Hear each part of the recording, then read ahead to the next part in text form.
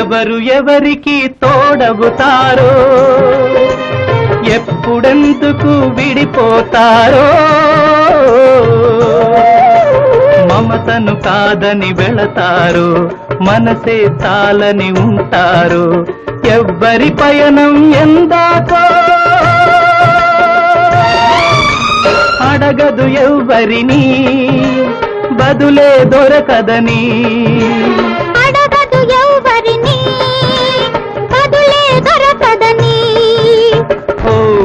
బాటసారి ఇది జీవిత రహదారి ఎంత దూరమో ఏది అంతమో ఎవరు ఎరుగని దారి ఇది ఒకరికి సొంతం కాదు ఇది ఓ బాటసారి ఇది జీవిత